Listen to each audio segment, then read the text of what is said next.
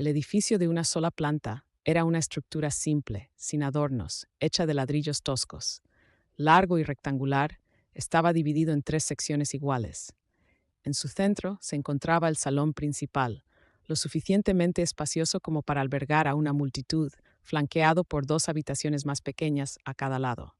La habitación de Yu Kai-ling estaba situada en el extremo este. Modesta en apariencia, tenía paredes de barro amarillo pulido, lisas y limpias. En el centro de la habitación había una gran estufa cuadrada de barro, cuya antigüedad era evidente por su diseño desgastado. A pesar de su apariencia anticuada, la estufa irradiaba suficiente calor para calentar todo el espacio. Pero hoy, ni siquiera este calor podía calmar los nervios destrozados de Yu Kai-ling. Los eventos de los últimos días la habían dejado tan asustada que sentía mareos de puro terror. La habitación carecía de mobiliario típico. No había camas, bancos ni sillas. En su lugar, una tabla de madera plana en el suelo ocupaba casi un tercio de la habitación. Sobre esta tabla se extendía una fina capa de ropa de cama que servía como cama improvisada. Unas cuantas almohadillas circulares de algodón estaban dispersas por el suelo, haciendo las veces de asientos, mientras que una pequeña mesa cuadrada estaba posicionada cerca para las comidas. Mientras Yu Kai-ling observaba a su alrededor, sentía como si hubiera despertado en una habitación japonesa antigua y austera, similar a los decorados desolados de las películas de Akira Kurosawa que solía ver. Cuando recobró la conciencia por primera vez, hace 10 días, la sobriedad de la habitación la había abrumado, y de inmediato volvió a desmayarse, deseando desesperadamente poder desaparecer de esta extraña existencia. Su ciudad natal, Jingnan, no era más que un pequeño y olvidado pueblo de nivel 1800, enclavado entre montañas y valles, mezclando un mosaico de culturas y costumbres. Era tan remoto que viajar hacia adentro o fuera del pueblo había sido casi imposible en algún momento. No fue hasta que se estableció la República Popular China que el gobierno talló carreteras, construyó puentes y perforó túneles a través de las montañas, convirtiendo a Jingnan en un pequeño y accesible pueblo de montaña. Pero en aquel entonces, el pueblo estaba aislado, y su única conexión con el mundo exterior provenía de aquellos lo suficientemente valientes como para ir a trabajar a las grandes ciudades. Regresaban con relatos sobre demonios extranjeros, un término que usaban para referirse a los japoneses, y estas historias enfurecían al viejo jefe del pueblo. En su ira, ordenó a los aldeanos que mezclaran veneno para ratas en los ñames, batatas y rábanos secos para ofrecerlos de invasor. Sin embargo, nunca fue utilizado, ni un demonio extranjero apareció de nuevo. «Joven señora, es hora de su medicina», anunció una mujer de mediana edad mientras entraba en la habitación, equilibrando una gruesa bandeja de madera. Miró hacia una joven que sostenía una pesada cortina de algodón en la entrada. «Amei, suelta la cortina. Hace frío afuera». Yu Kai-ling volvió en sí de inmediato, componiéndose lo mejor que pudo en su posición de rodillas. La mujer colocó la bandeja sobre la pequeña mesa. Sobre ella había 2 cuencos de cerámica, uno grande y otro pequeño. El cuenco grande estaba lleno de sopa medicinal humeante, mientras que el más pequeño contenía 3 frutas confitadas, una pequeña concesión al amargo sabor que seguiría. Yu Kai-ling levantó el cuenco grande y tomó un sorbo cauteloso, frunciendo el ceño de inmediato cuando el intenso amargor llenó su boca. El sabor era insoportable, peor, pensó, que beber diclorvos, aunque nunca había probado el insecticida. Después de terminar la amarga medicina, Yu Kai-ling tomó un pedazo de fruta confitada y lo dejó disolver en su boca, saboreando el dulce respiro. Dirigió su mirada hacia la mujer sentada frente a ella, una figura imponente que se había presentado simplemente como Yu. El nombre le resultaba extraño a Yu Kai-ling, recordándole a la dueña de un salón de belleza multifuncional y de mal gusto en su antiguo pueblo, quien llamaba su nombre coquetamente como si llamara a un amante. Sin embargo, sin conocer las costumbres locales y temerosa de ofender a alguien, decidió no cuestionarlo y se limitó a llamarla Chu.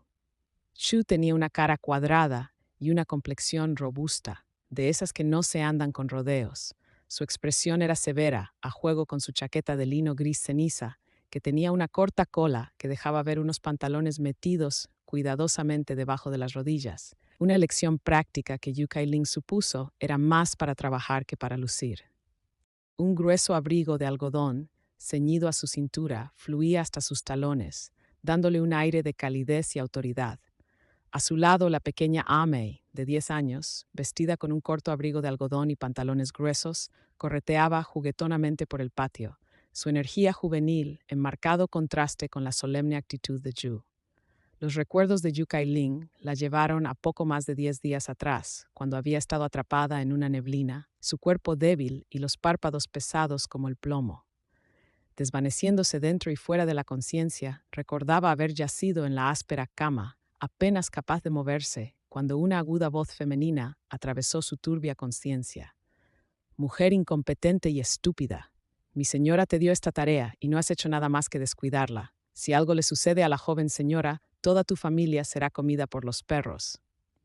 Otra voz, más baja y defensiva, murmuró, pero me dijiste que la ignorara, que la dejara gritar y maldecir, que acabara con su carácter y la dejara soportar su castigo. Increíble. La voz aguda interrumpió airadamente. Aunque haya cometido un error, sigue siendo la hija del maestro. ¿Cómo puede ser tan descuidada? Yu Kai-ling sintió que se deslizaba nuevamente hacia el sueño, mientras las duras palabras se mezclaban con sus sueños inquietos. Momentos después, fue sacudida de nuevo a la conciencia por la sensación de un líquido tibio que se presionaba contra sus labios. Alguien le estaba dando de beber medicina. Sus instintos entraron en acción y se obligó a tragar. Pudo escuchar débilmente la voz aguda otra vez, ahora teñida de una cruel diversión. No te lo ocultaré. Esto es una papa caliente, y ahora que está tan enferma, nadie quiere asumir la responsabilidad. Eres afortunada de haberme estado rogando durante días. Entonces vino la suave y deliberada voz de Shu, quien hablaba con una sonrisa que Yu Kai-ling no podía ver, pero que fácilmente podía imaginar. La joven señora está muy enferma, pero soy más que capaz de manejar este trabajo. Solo espero que cuando se recupere, el maestro recuerde mis esfuerzos y mire con favor a mí y a mi familia, asegurándose de que a Mei y a Liang tengan futuros prósperos. Se escuchó el sonido de monedas tintineando, una metálica confirmación de la obediencia de Zhu, seguido de la respuesta satisfecha de la voz aguda. Está bien, ya que has aceptado la tarea, hazlo bien. Con eso, la voz se desvaneció y los pesados pasos resonaron mientras se alejaba. Yu Kai-ling, quien se enorgullecía de su aguda habilidad para razonar lógicamente, comenzó a reconstruir la situación. Incluso con su fiebre nublando sus sentidos, dedujo que habitaba el cuerpo de una joven que, de alguna manera, había caído en desgracia dentro de una familia aristocrática de una era antigua. Parecía que sus cuidadores la habían abandonado, y su negligencia había llevado a que enfermara gravemente, casi perdiendo la vida.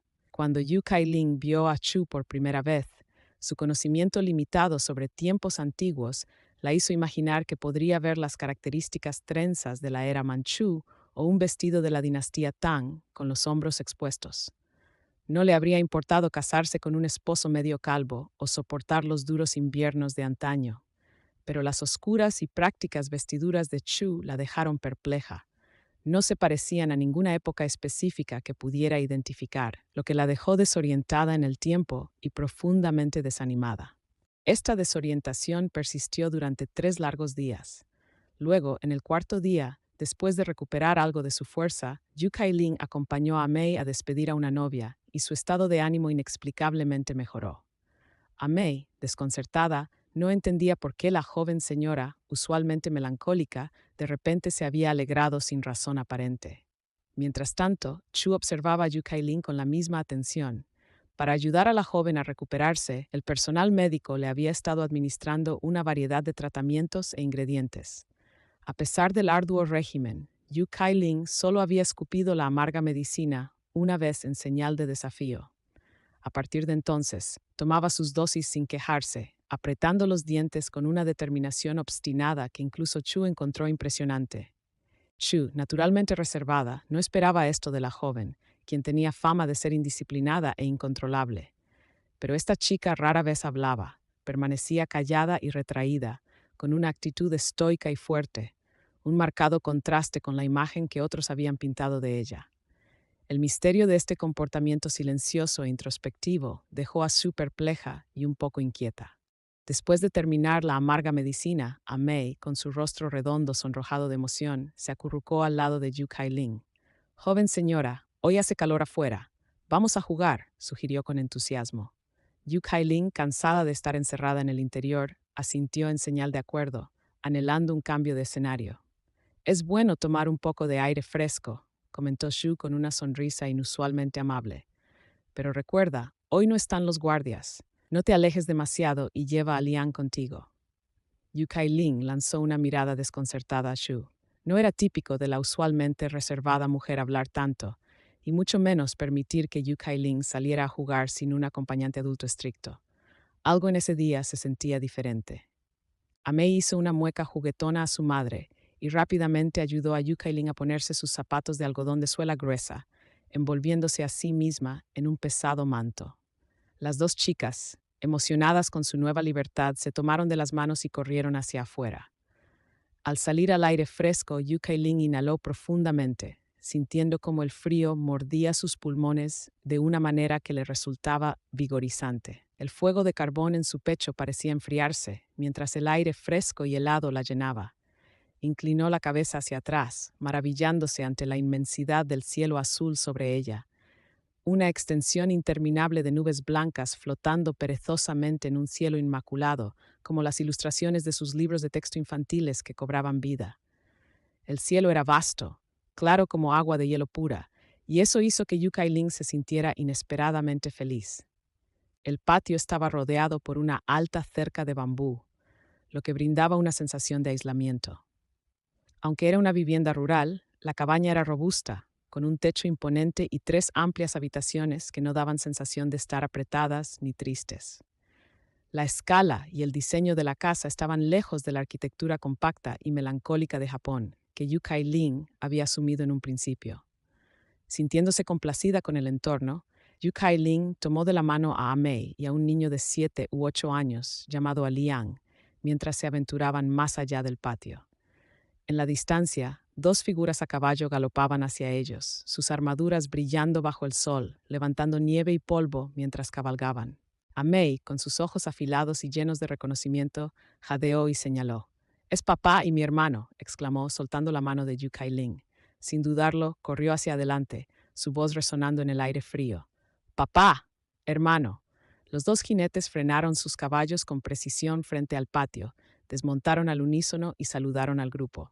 El hombre mayor, con un rostro curtido pero amable, inmediatamente vio a Yu Kai-ling y se acercó a ella. Juntando las manos en señal de respeto y bajando la cabeza, sonrió respetuosamente. «Joven señorita». El jinete más joven, un muchacho de 17 o 18 años, siguió el gesto de su padre, imitando la respetuosa reverencia con las manos entrelazadas. Yu Kai-ling los saludó con una sonrisa. «Bienvenido de vuelta, Fuyi». «¿La joven señora va a salir a jugar?», preguntó Fuyi, su voz cálida y alegre. «Acabamos de pasar por el templo del dios del río.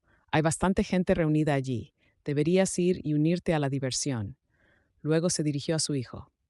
«Deng, no entres todavía. Únete a ellos». Fu Deng obedientemente entregó las riendas de su caballo a su padre. El grupo avanzó, con el crujido de la fina capa de nieve bajo sus pies, y se dirigieron hacia los sonidos de las festividades distantes. Fuyi, como Yu Kai-ling había aprendido, era el esposo de Yu. Había escuchado a los guardias referirse a él como líder Fu, y ella siguió su ejemplo. Pero su saludo formal había asustado inicialmente a Fuyi, tomándolo desprevenido. Por la forma en que interactuaba con Yu, ella había supuesto que era su esposo legítimo, aunque la vacilación inicial de él sugería que las suposiciones de Yu Kai-ling lo habían puesto incómodo. Mientras dejaban el patio y caminaban hacia el oeste durante unos 10 minutos, el tintineo del agua fluyendo llegó a los oídos de Yu Kai-ling, mezclado con el murmullo de voces distantes. Llegaron a un pequeño arroyo de unos 10 metros de ancho. Su agua era cristalina, poco profunda, apenas medio metro de profundidad y estrecha, de solo 3 o 4 metros de ancho. A pesar de su tamaño modesto, el arroyo estaba lleno de vida, rebosante de peces y camarones durante todo el año, lo que complementaba en gran medida los medios de subsistencia de los aldeanos. No muy lejos, río arriba, en la orilla, se alzaba un pequeño santuario construido por los ancianos del pueblo en honor a los dioses de las montañas, los bosques, los arroyos y las aguas. Era un espacio simple pero reverente, construido para asegurar las bendiciones de los dioses y traer más abundancia de peces, camarones, frutas y verduras a la comunidad. Tan pronto como el templo estuvo a la vista, Amei, emocionada, tomó la mano de Yu Kai-ling y corrió hacia el interior. Su entusiasmo era contagioso. Sacó unas pocas monedas y compró un tubo de bambú lleno de incienso casero de un monje en la entrada. Luego se acercó a una joven que sostenía una canasta de frutas, comprando una selección que Yu Kai-ling no reconocía. La joven, notando al apuesto Fu Deng cerca, no pudo resistirse a hacer un gesto juguetón. Le lanzó una naranja con una sonrisa traviesa, mientras su mirada se detenía en su rostro sonrojado. Las mejillas de Fu Deng se enrojecieron. Su vergüenza era evidente mientras atrapaba la fruta con una sonrisa nerviosa. Amei, radiante de emoción, exclamó: «Mi hermano se comprometerá pronto», anunció con orgullo. Yu Kai-ling sonrió y bromeó: «Entonces, ¿por qué todavía nos cobras por la fruta si te gusta?» La chica de la canasta soltó una carcajada alegre. «Aunque sea guapo, mi familia todavía tiene que comer». Su respuesta desató una ronda de risas entre el grupo. El llamado templo era una gran estructura compuesta por 2 salones, uno detrás del otro. Los aldeanos, que ya habían visto a Yu Kai-ling y a su grupo en varias ocasiones, la reconocieron como la joven de una familia rica cercana y los invitaron ansiosamente a entrar. La sala delantera estaba llena de un denso humo de incienso, y en lo alto de una plataforma se alzaban varias estatuas grotescas y feroces de deidades. Las figuras eran una confusa mezcla: Guanyin, que no se parecía a Guanyin, y una extraña versión de Jesús. A los pies de estas figuras de piedra, varios charcos de sangre manchaban el suelo, restos de sacrificios recientes. Cerca, pollos y patos aún agitaban sus patas, atrapados en una gran palangana de madera, mientras sus vidas se apagaban lentamente. Yu Kai-ling negó con la cabeza una vez más, desanimada por las crudas representaciones de las deidades. Las estatuas, aterradoras en apariencia, y los métodos primitivos de adoración le parecían fuera de lugar. ¿Cómo podían los creyentes encontrar consuelo o inspiración en figuras tan grotescas? No podía evitar imaginar cómo modernizaría el templo. Esculpiría estatuas benevolentes, las rodearía de flores frescas, añadiría estanques con peces dorados y tal vez incluso organizaría lecturas de poesía y recitaciones de escrituras. Sería un ambiente irresistible de devoción serena, garantizado para atraer seguidores y, lo más importante, su riqueza. Pero esa era solo su perspectiva moderna. Para los aldeanos circundantes, mujeres, niños y ancianos, este montaje crudo les parecía perfectamente funcional. Estaban arrodillados o de pie en admiración, con las manos juntas en oración, murmurando palabras de reverencia. Amei rápidamente le entregó a Yu Kai-ling 3 varillas de incienso y la jaló para que se arrodillara sobre la estera de hierba frente al altar. Yu Kai-ling suspiró. La última vez que se había inclinado en reverencia fue en su vida anterior, cuando ella y sus 3 compañeras de cuarto habían ido de excursión a las montañas. Las 4 jóvenes se habían arrodillado devotamente ante las estatuas de Sanqing, los 3 puros, los dioses supremos del panteón taoísta.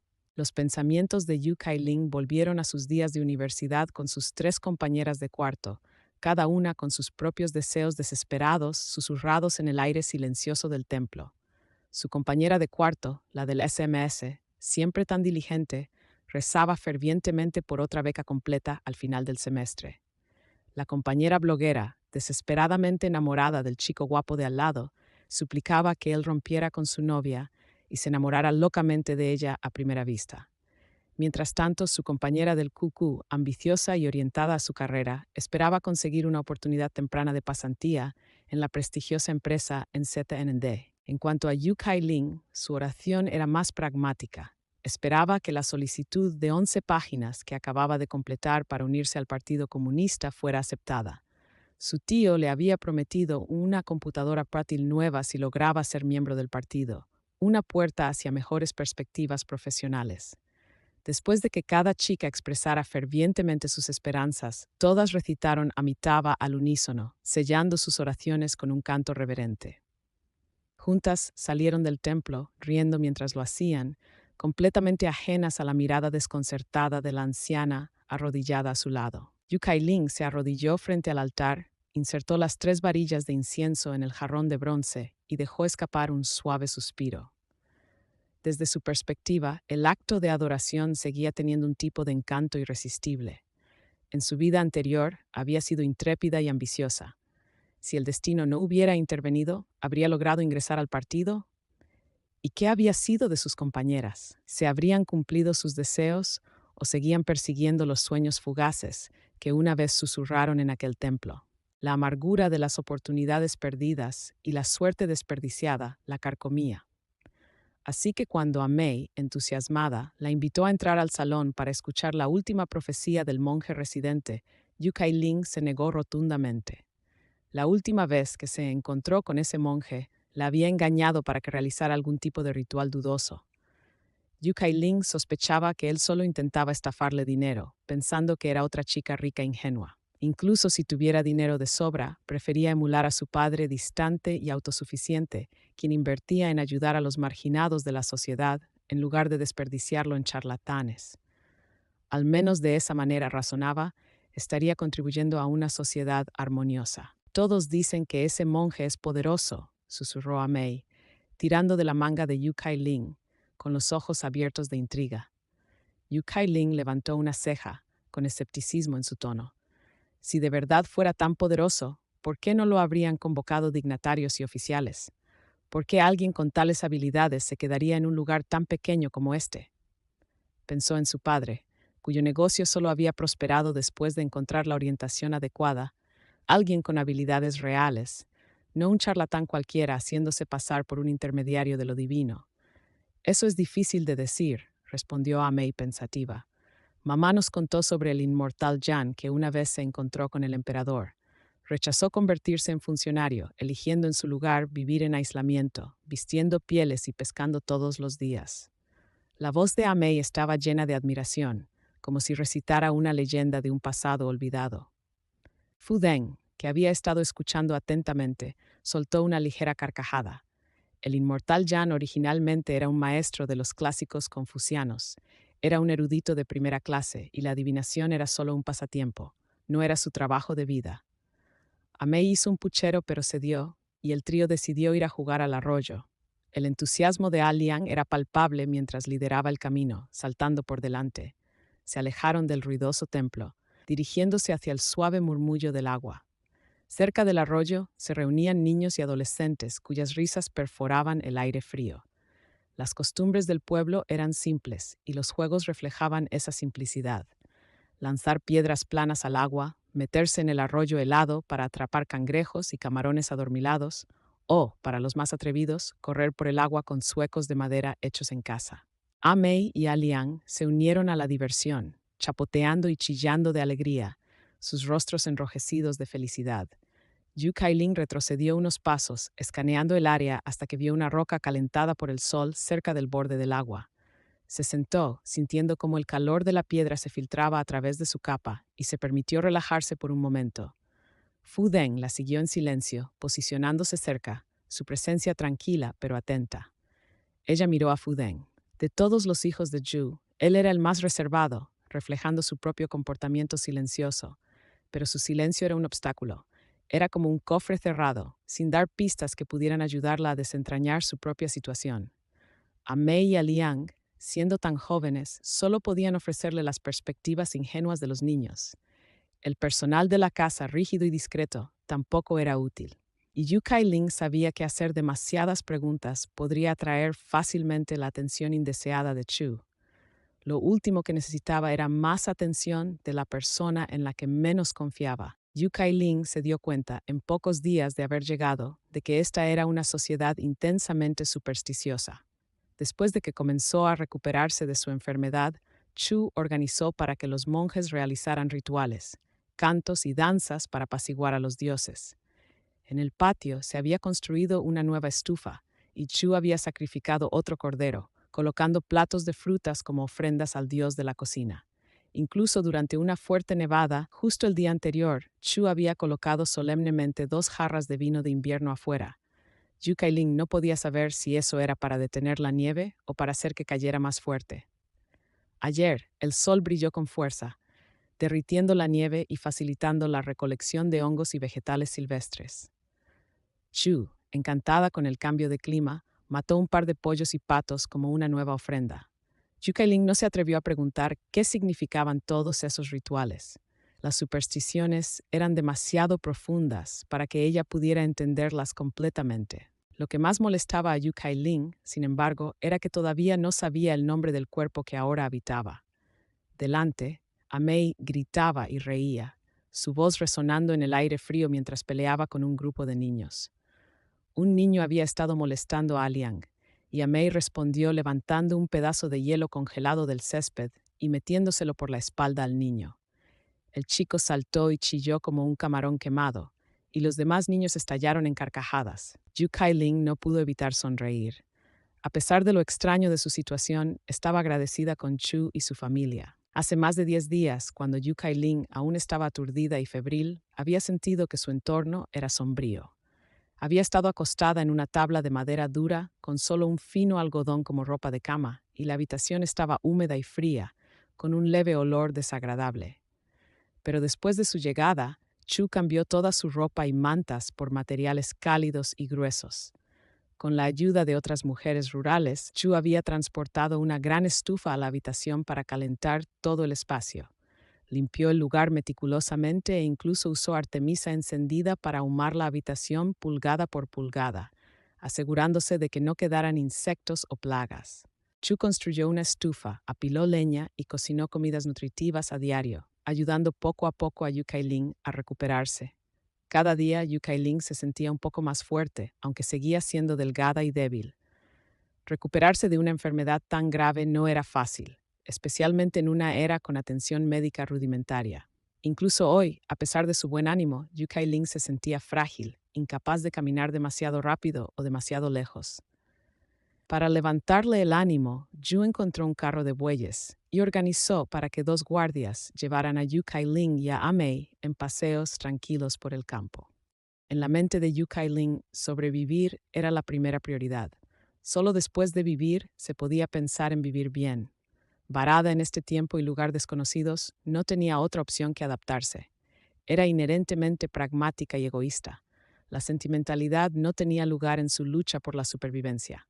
Haría lo necesario para seguir viva. Si te gusta este contenido, por favor suscríbete, dale like y comenta. Gracias. Estad atentos al próximo capítulo.